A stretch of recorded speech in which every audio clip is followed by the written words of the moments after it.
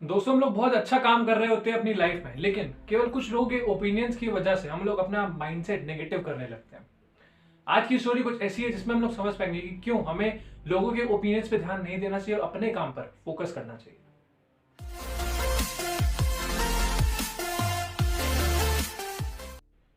एक गांव में एक रवि नाम का बंदा होता है और रवि एक किसान होता है और वो बहुत मेहनती होता है और ईमानदार होता है।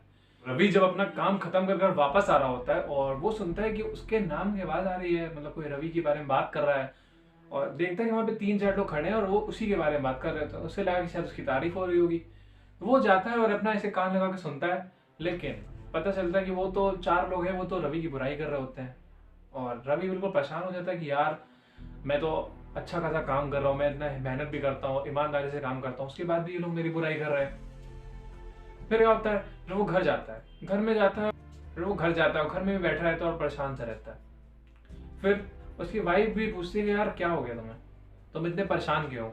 अच्छा खासा तुम काम करते हो लेकिन आज तुम बहुत नेगेटिव लग रहे हो, आज इतने परेशान क्यों लग रहे हो, ऐसा क्या हो गया?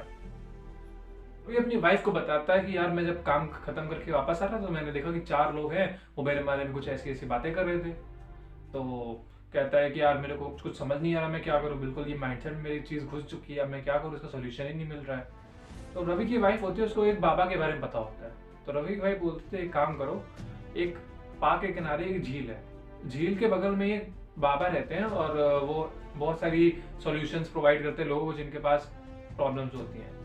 तो रवि कहता है ठीक है, मैं चला जाऊंगा उनके पास।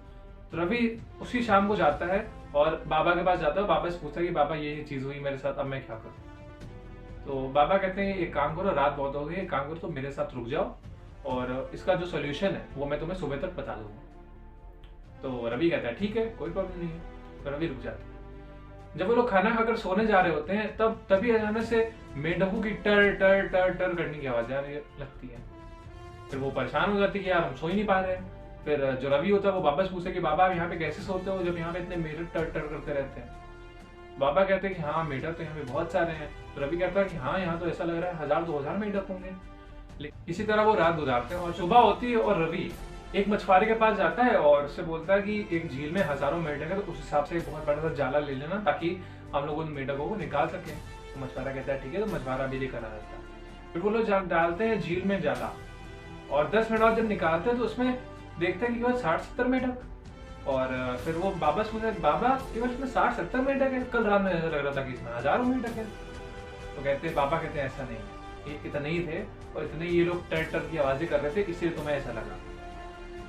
फिर कहते हैं कि देखो बेटा, तुम्हारे साथ भी ऐसा ही हो रहा है, चार लोगों ने ऐसी बातें करी तुम्हारे बारे में तो तुमको लगने लगा कि मैं बेकार हूँ, तुम अपना माइंडसेट नेगेटिव करने लगे, बल्कि ऐसा नहीं है। अगर चार लोग ऐसा कह रहे हैं तो उसका मतलब ये नहीं कि तुम बेकार हो, जो तुम काम कर रहे हो वो बेकार है।